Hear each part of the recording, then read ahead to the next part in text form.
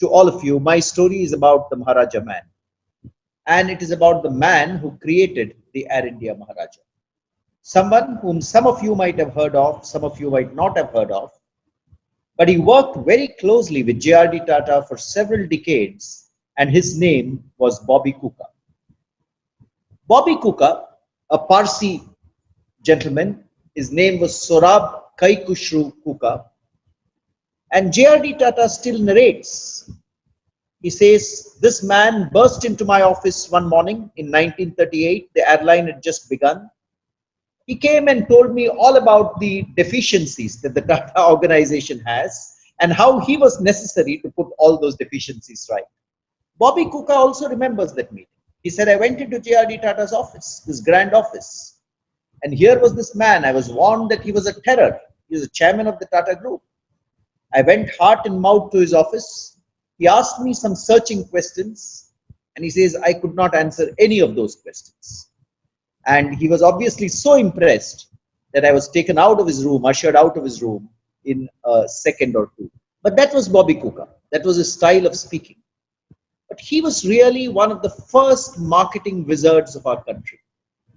Because after he joined Air India and he spent a few years as their secretary, he decided to give this brand an image. उस जमाने में air India का Tata airlines का एक ही booking office था जो church gate में किया था.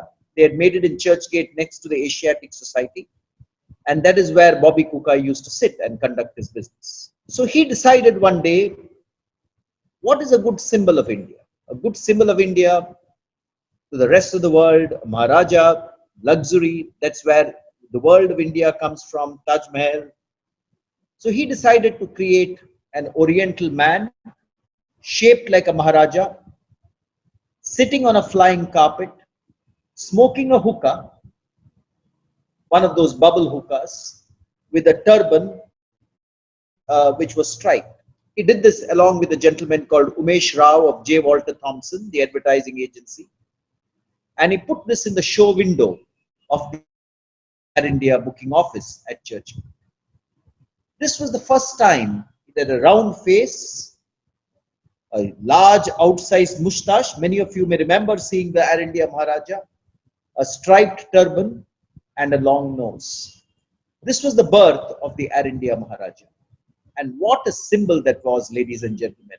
For the next several decades, the Air India Maharaja dominated the skies. Google Doodle started.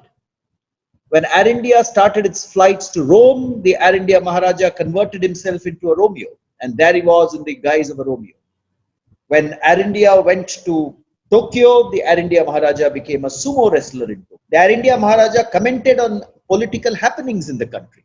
There were politicians. There was Indira Gandhi, there was Kriplani, there was Morarji Desai, all of whom featured in a funny way in Air India Maharaja advertising, like many of you may be seeing in the Amul Girl advertising today. And in turn, Bobby Kuka created that fabulous, successful marketing and publicity machine for the nation's flagship airline, including the creation and the nurturing of the charming Air India Maharaja.